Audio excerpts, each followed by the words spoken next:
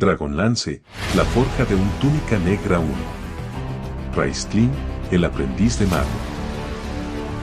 Margaret Weis, 1999. Audiolibro editado por Juan Pablo Flores Montaño, para El Amo del Calabozo, 2022.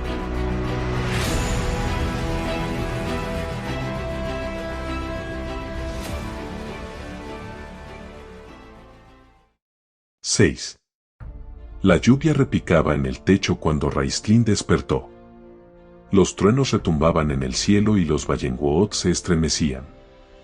La luz gris del amanecer se teñía con el resplandor de los relámpagos, y el agua de la tormenta se precipitaba sobre las tumbas recién abiertas, creando charcos alrededor de los retoños de Vallenwood plantados en las cabeceras. Desde la cama contempló cómo se aclaraba paulatinamente el plomizo día a medida que la tormenta pasaba. Ahora reinaba un profundo silencio, excepto por el incesante goteo del agua acumulada en las hojas. Siguió tendido, sin moverse, porque hacerlo representaba un gran esfuerzo y se sentía demasiado cansado. La pesadumbre lo había dejado desmadejado, como vacío por dentro. Si se movía, el sordo y lacerante dolor de su pérdida volvería a henchirlo y, aunque el vacío que sentía era malo, peor sería el sufrimiento. No notaba la sábana debajo de su cuerpo, ni la manta que lo cubría. No tenía peso ni sustancia. ¿Sería esto lo mismo que ocurría dentro de aquel féretro, en aquella tumba? No sentir nada, nunca más. No saber nada. La vida, el mundo, la gente que lo poblaba, continuando y uno sin tener conciencia de nada, rodeado para siempre por la fría, vacía, silente oscuridad. El llanto llegó sin ruido, para no despertar a Caramon. Y lo hizo no tanto por consideración al cansancio de su hermano como por vergüenza de su propia debilidad.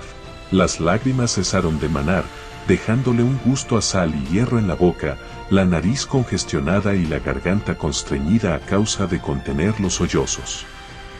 Las sábanas estaban húmedas, por lo que dedujo que la fiebre debía de haber roto en sudor durante la noche. Solo guardaba un vago recuerdo de haber estado enfermo, un recuerdo teñido de horror ya que en sus sueños febriles Rosamund y él eran una sola persona.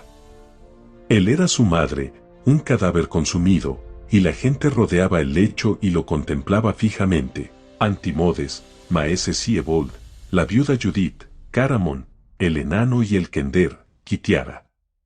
Les pedía, suplicante, que le dieran comida y agua, pero ellos respondían que estaba muerto y que no lo necesitaba. Se veía sumido en un constante estado de terror pensando que lo echarían en el ataúd y lo meterían bajo tierra, en una tumba que era el laboratorio de Maese Siebold. Evocar los terribles sueños hizo que estos perdieran parte de su efecto aterrador, el miedo continuaba, pero ya no era arrollador. Sentía el tacto áspero de la manta de lana que lo cubría y que le irritaba la piel. Notó que estaba desnudo. Apartó la manta y se puso de pie, inestable y debilitado por la enfermedad. El frío ambiente lo hizo tiritar, así que buscó a tientas la camisa, que estaba tirada sobre el respaldo de la silla. Pasó la prenda por la cabeza y metió los brazos en las mangas, tras lo cual se quedó plantado en medio del pequeño cuarto, preguntándose tristemente, ¿y ahora qué? En la habitación había dos pequeñas camas, cada una pegada a una de las paredes, y Raistlin fue hacia la otra y contempló a su gemelo dormido. Caramon era de los que se despertaban tarde y tenía un sueño pesado. Por lo general yacía boca arriba, plácidamente, despatarrado, con los brazos extendidos, una pierna colgando por el borde de la cama y la otra doblada por la rodilla, apoyada contra la pared. Por el contrario, Raistlin dormía hecho un ovillo, con las rodillas y los brazos pegados contra el pecho. Sin embargo, el sueño de Caramon era inquieto hoy, tan desasosegado como el de su gemelo. El cansancio lo mantenía atado a la cama, se hallaba tan exhausto que ni siquiera las pesadillas más horribles conseguían despertarlo. Daba vueltas y se agitaba, sacudía la cabeza atrás y adelante. La almohada yacía tirada en el suelo, junto con las mantas, y la sábana estaba tan retorcida alrededor de su cuerpo que parecía una mortaja. No dejaba de mascullar y jadear, dando tirones al cuello de la camisa. Tenía la piel húmeda y el cabello empapado de sudor. Parecía encontrarse muy enfermo y Raistlin, preocupado, le puso la mano en la frente para ver si tenía fiebre. La piel estaba fresca. Lo que quiera que lo agitara así estaba en su mente, no en su cuerpo. Al sentir el roce de los dedos de Raistlin se estremeció. «No me obligues a ir allí, Raist», gimió. «No me hagas ir». Raistlin le apartó un mechón húmedo de pelo rizoso que le caía sobre los ojos y se preguntó si debería despertarlo. Su hermano debía de haber pasado en vela muchas noches y necesitaba descansar, pero esto más parecía una tortura que un merecido reposo. Raistlin plantó la mano en el musculoso hombro de su gemelo y lo sacudió. «¡Caramon!», llamó perentoriamente. Los ojos de su hermano se abrieron de golpe, miró a Raist y se encogió. «No me dejes. No. No me dejes, por favor». Sollozó y empezó a agitarse de tal modo que a punto estuvo de caerse de la cama. Esto ya no era un sueño. A Raistlin le resultaba vagamente familiar, pero, de repente, se tornó aterradoramente conocido. Rosamund. Había estado así muchas veces. A lo mejor esto no era un sueño, sino un trance similar a los que sufría su madre y de los que no sabía salir. Caramon nunca había evidenciado síntomas de que hubiera heredado el talento sobrenatural de Rosamund. No obstante, era su hijo y la sangre de ella, con todas sus peculiaridades, corría por sus venas. Su cuerpo se hallaba debilitado por noches de vigilia y preocupación, atendiendo a su hermano. Su mente estaba afectada por la trágica muerte de su amado padre y por haber tenido que contemplar cómo iba apagándose la vida de su madre sin poder hacer nada. Con las defensas corporales bajas, la mente confusa y agobiada por los acontecimientos, su espíritu había quedado desnudo y vulnerable. No sería descabellado imaginar que se hubiera replegado a unas oscuras regiones cuya existencia desconocía y en las que se había refugiado de los avatares de la vida. ¿Y si pierdo a Caramon? Se quedaría solo, sin familiares ni amigos, ya que no podía, ni quería, contar a Kitiara como familia. La crudeza de la joven y su naturaleza salvaje lo asqueaban. Tal era el razonamiento que Raistlin se hacía. Pero en realidad la temía. Preveía que algún día se plantearía una lucha de poderes entre ellos y no estaba seguro de que si estaba solo fuera capaz de resistir. En cuanto a los amigos, no podía engañarse al respecto. No tenía ninguno. Todas las amistades eran de Caramon, no suyas. Su gemelo era a menudo irritante y, con frecuencia, molesto. Su lentitud para razonar resultaba frustrante para Raistlin, que en ocasiones se sentía tentado de sacudirlo con la remota esperanza de sacarle una idea sensata aunque fuera por casualidad.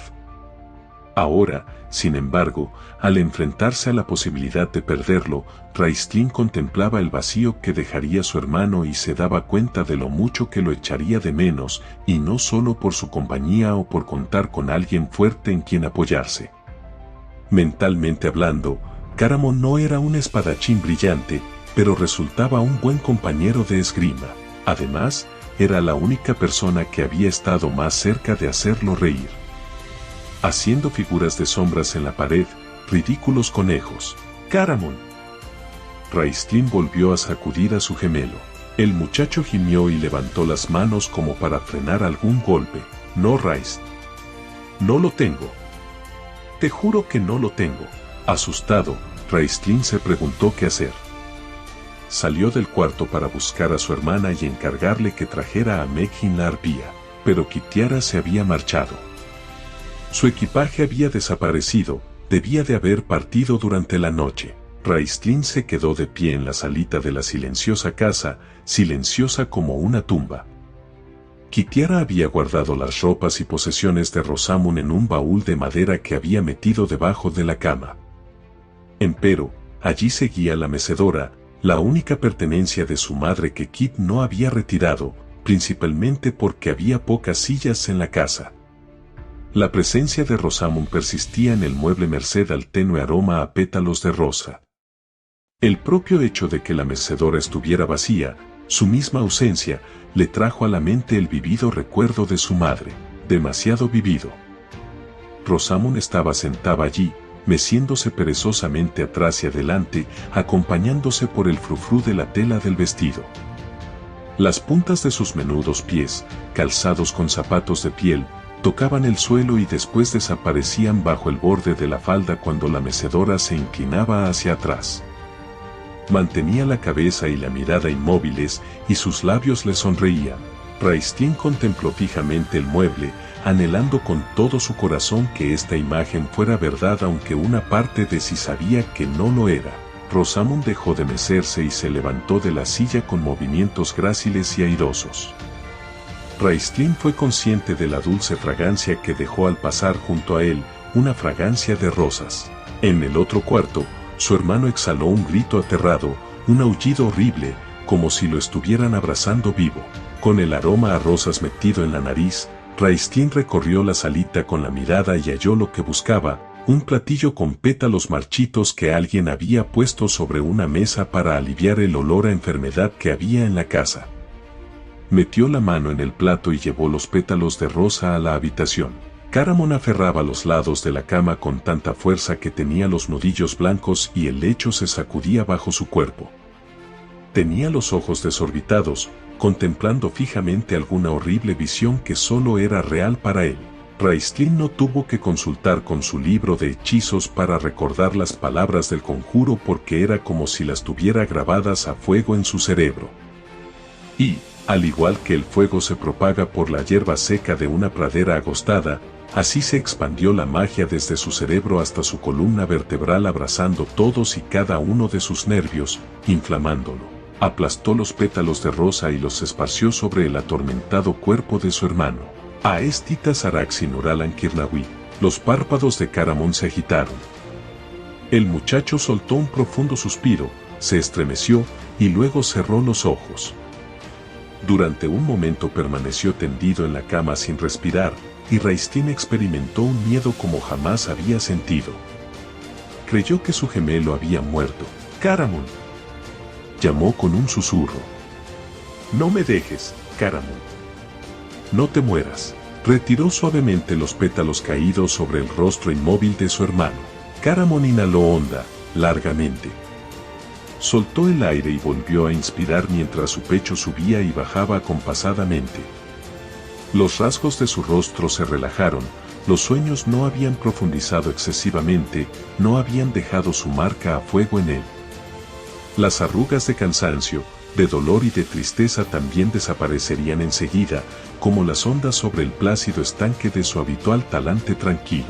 Tembloroso por la profunda sensación de alivio, Raistlin se dejó caer junto al lecho de su hermano y hundió el rostro en las manos. Fue entonces, con los ojos cerrados, sin ver nada excepto oscuridad, cuando se dio cuenta de lo que había hecho. Caramon estaba durmiendo. He ejecutado el hechizo, se dijo para sus adentros. Hice que la magia funcionara. El fuego que conllevaba la realización de un conjuro titiló y desapareció, dejándolo débil y tembloroso hasta el punto de no poder tenerse en pie. Pese a ello, lo embargaba una alegría tal como jamás había experimentado. «Gracias», musitó con los puños apretados, clavándose las uñas en las palmas. Volvió a ver el ojo blanco, rojo y negro contemplándolo con satisfacción. «No os defraudaré», repitió una y otra vez. «No fracasaré». El ojo parpadeó. Entonces sintió un leve pinchazo de preocupación, de duda y celos, aguijoneándolo. ¿Había estado Caramon sumido en trance? ¿Sería posible que también hubiera heredado la magia? Raistlin abrió los ojos y contempló intensamente, con dureza, a su dormido hermano. Caramon estaba tumbado boca arriba, con un brazo colgando por el borde de la cama y el otro sobre la frente. Tenía la boca abierta y soltó un sonoro ronquido. Jamás había tenido un aspecto más ridículo. «Me equivoqué», dijo Raistlin al tiempo que se ponía de pie. «Solo era una pesadilla, nada más». Sonrió con sorna, burlándose de sí mismo.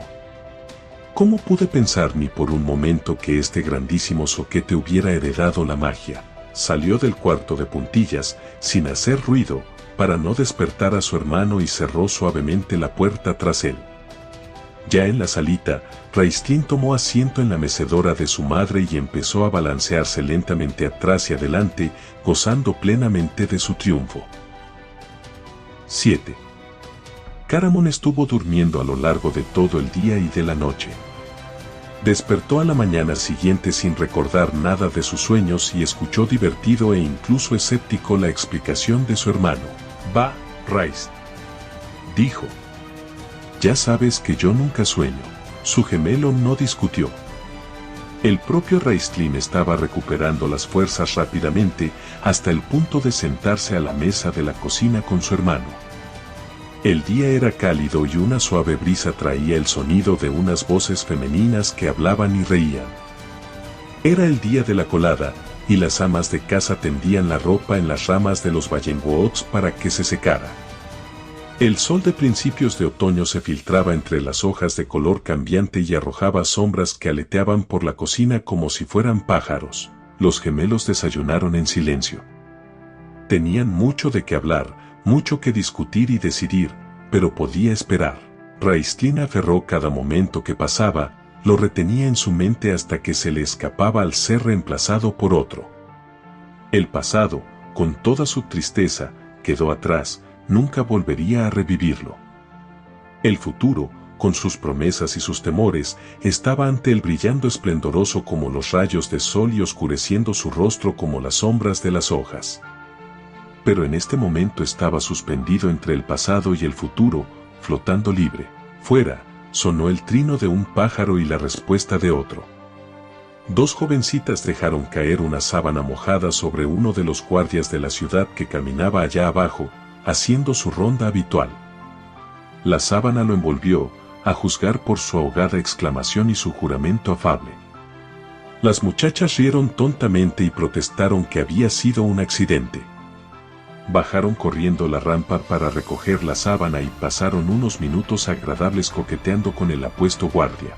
«Raistlin», dijo Caramon hablando de mala gana, como si también él estuviera bajo el hechizo del sol, de la brisa, de las risas, y detestara romper el encanto del momento. «Tenemos que decidir qué vamos a hacer». A causa del sol Raistlin no podía ver el semblante de su hermano, pero era plenamente consciente de su presencia, sentado en la silla frente a él. Una presencia fuerte, firme, que inspiraba seguridad. Recordó el miedo que había sentido cuando creyó que Caramon había muerto. El cariño por su gemelo brotó impetuoso dentro de él, fue como una punzada en sus párpados.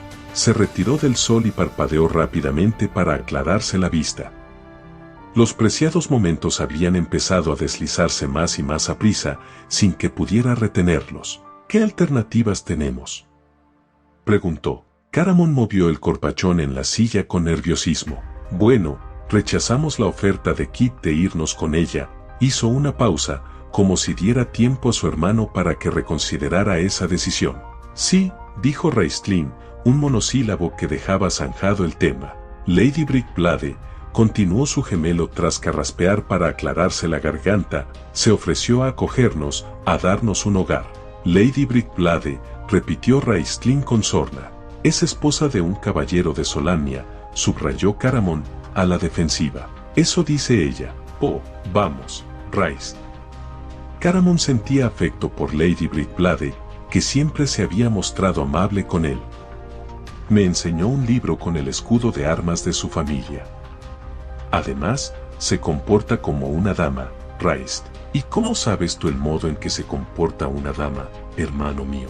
Caramon meditó sobre ello unos instantes. «Bueno, actúa como supongo que haría una dama de la nobleza. Igual que las de esos relatos». Se calló sin haber terminado la frase, aunque los dos gemelos supieron cómo seguía, «las de esos relatos que nos contaba mamá». Hablar de ella en voz alta era como invocar a un fantasma que todavía seguía en la casa. Por otra parte, Hilon también había muerto. Nunca había estado mucho tiempo en casa y todo cuanto dejó tras de sí fue un vago y agradable recuerdo. Caramon echaba de menos a su padre, pero Raistlin ya tenía que esforzarse para recordar que Hilon había pasado mejor vida. No me hace gracia la idea de tener a Sturmbrickblade por hermano, comentó Raistlin. El señor, mi honor es mi vida, tan afectado y arrogante, paseando por las calles su probidad, alardeando de rectitud. Dan ganas de vomitar. Oh, vamos, Sturm no es tan estirado, dijo Caramon. Lo ha pasado muy mal. Por lo menos nosotros sabemos cómo murió nuestro padre, añadió, sombrío. Él ni siquiera sabe si el suyo está vivo o muerto. Si eso le preocupa tanto, ¿por qué no regresa y descubre la verdad? Inquirió con impaciencia Raistlin. Tiene edad suficiente para hacerlo. No puede dejar sola a su madre. La noche que huyeron, le prometió a su padre que cuidaría de ella, y está comprometido con ese juramento. Cuando la chusma atacó su castillo, resopló, desdeñoso, Raistlin, escaparon con vida por los pelos. El padre de Sturm los hizo salir a su madre y a él en mitad de la noche, con una escolta de sirvientes. Les dijo que viajaran a Solace, donde se reuniría con ellos en cuanto pudiera. Y eso es lo último que supieron de él. Algo tuvieron que hacer los caballeros para provocar el ataque. A la gente no se le pasa de golpe por la cabeza asaltar una fortaleza bien defendida. Sturm dice que hay gente extraña desplazándose hacia el norte, a Solamnia. Gente perversa que solo busca provocar problemas a los caballeros y expulsarlos para así instalarse allí y hacerse con el control. ¿Y quiénes son esos desconocidos tan malvados?, preguntó Raistlin con tono cáustico. No lo sabe, pero cree que tienen algo que ver con los antiguos dioses, contestó Caramon al tiempo que se encogía de hombros. ¿De veras? De repente Raistlin se había quedado pensativo, recordando la oferta de Kitiara, su conversación sobre dioses poderosos. También meditó sobre su propia experiencia con los dioses, una experiencia que le había planteado interrogantes desde entonces. ¿Había ocurrido realmente o solo fue producto de su imaginación, debido a que lo deseaba con tanta vehemencia? Caramon había derramado un poco de agua en la mesa y ahora la paraba con el cuchillo y el tenedor en un intento de desviarla de su curso para que no goteara al suelo. Cuando le habló a su hermano no lo miró, aparentemente enfrascado en lo que hacía. Le dije que no. No te habría permitido que siguieras estudiando. ¿De qué hablas?, replicó Raistlin, cortante, a la par que alzaba la vista. ¿Quién no me permitiría seguir con mis estudios? Lady Brickblade. Eso fue lo que dijo. No, ajá. Echó otra cucharada de agua a la ya vertida en la mesa. No es nada personal contra ti, Raist, añadió. Alzó los ojos hacia su hermano y vio que el rostro delgado había asumido una expresión fría y dura. Los caballeros de Solamnia creen que los hechiceros están fuera del orden natural de las cosas.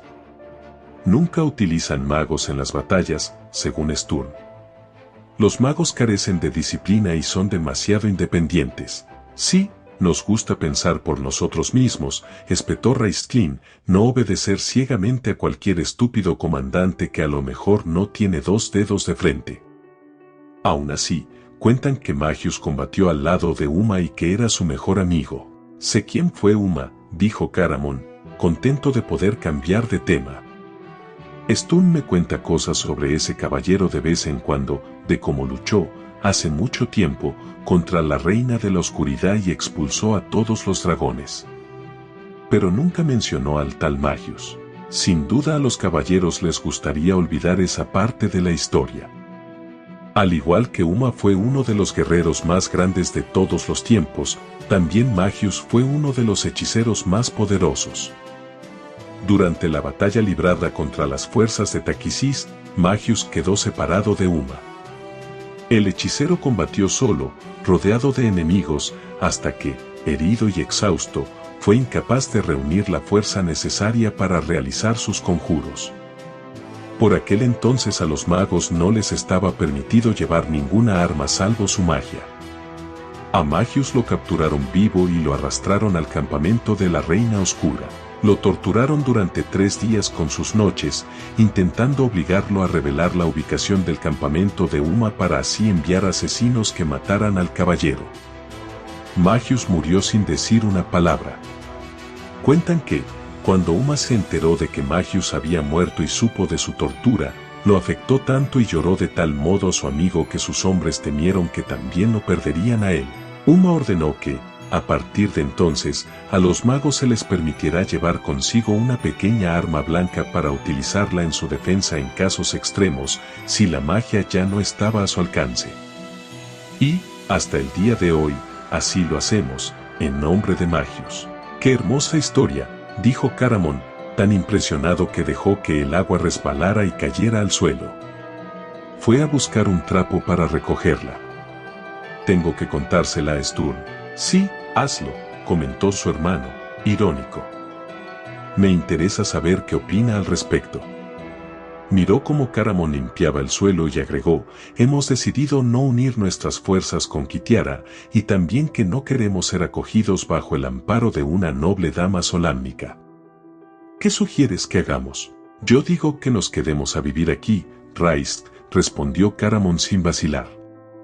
Dejó de recoger el agua y puesto en jarras recorrió la casa con la mirada como lo haría un posible comprador. La casa nos pertenece, sin cargas. Papá la construyó con sus propias manos y no dejó deudas pendientes. No le debemos nada a nadie y tus clases en la escuela están pagadas, así que por ese lado no tenemos que preocuparnos. Yo consigo alimento con mi trabajo en la granja de Juncia. Te sentirás solo cuando no esté yo en invierno, adujo Raistlin. Bueno, se encogió de hombros Caramon, siempre puedo quedarme con los Juncia. De todos modos ya lo he hecho otras veces, cuando la nieve cerraba la calzada. O también puedo quedarme con Sturm o con alguno de nuestros otros amigos.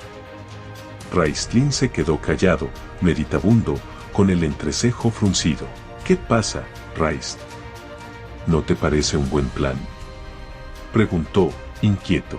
Creo que es un plan excelente, hermano mío. Lo que no me parece bien es que tengas que mantenerme. ¿Y eso qué importa? La expresión preocupada del mocetón desapareció. Lo que es mío es tuyo, Raist, ya lo sabes. Me importa a mí, repuso su gemelo con acritud. Y mucho. He de hacer algo para ganar mi sustento. Caramon dedicó por lo menos 3 minutos a meditar seriamente sobre el asunto, pero por lo visto tanto pensar le levantó dolor de cabeza porque, al cabo de un momento, se la rascó y dijo que creía que era casi la hora de comer. Se marchó a buscar algo a la alacena mientras Raistlin se planteaba qué podría hacer para contribuir a la manutención de ambos. No era lo bastante fuerte para las labores del campo, además de que sus estudios no le dejaban tiempo para dedicarse a cualquier otra actividad. Su aprendizaje estaba ahora ante todo y había cobrado mucha más importancia llevarlo a buen fin. Había otros hechizos que debía aprender, y cada uno aumentaba sus conocimientos y su poder sobre otros. Recordó a Caramon, tan fuerte y musculoso, cayendo en un profundo sopor y quedando tendido como si lo hubieran dejado inconsciente con un golpe merced a la orden arcana de su débil hermano. Raistlin sonrió. Caramon regresó con una hogaza de pan y un tarro de miel, y dejó un frasquito vacío en la mesa, delante de su hermano. Esto es de esa vieja bruja, Meghin la arpía. Tenía dentro una especie de jugo de alguna clase de árbol que Kit te hizo tomar para bajarte la fiebre y creo que debería devolvérselo, dijo de mala gana y agregó con un tono sobrecogido, sabes, Raist, que tiene un lobo que se tumba a dormir a su puerta y un cráneo humano colocado justo encima de la mesa de la cocina. Meghin la arpía. Raistlin empezó a darle vueltas a una idea, cogió el frasquito, lo abrió y olisqueó. Extracto de corteza de sauce.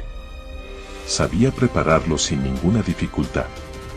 Cultivaba otras plantas en su jardín que también tenían propiedades curativas y podían utilizarse para esos fines. Además, ahora tenía poder para ejecutar hechizos menores. La gente pagaría buenas monedas de acero si les calmaba los dolores de un cólico o bajaba una fiebre o hacía desaparecer los molestos picores de una erupción. Jugueteó con el frasquito. Yo mismo me encargaré de devolvérselo. Y no hace falta que vengas si no quieres. Pues claro que iré, dijo firmemente Caramon. ¿A que no se te ha ocurrido pensar de dónde sacó esa horrible calavera, eh? No me gustaría entrar en su casa un día y ver tu cráneo en su sala de estar. Tú y yo, Rice. A partir de ahora, estaremos siempre juntos. El uno al otro, eso es todo lo que tenemos. No todo, mi querido hermano, susurró Raistlin. Se llevó la mano a la bolsita de cuero que llevaba colgada a la cintura, una bolsa que contenía sus componentes de hechizos. Ahora solo guardaba pétalos de rosas secos, pero, a no tardar, habría más. Mucho más, no todo.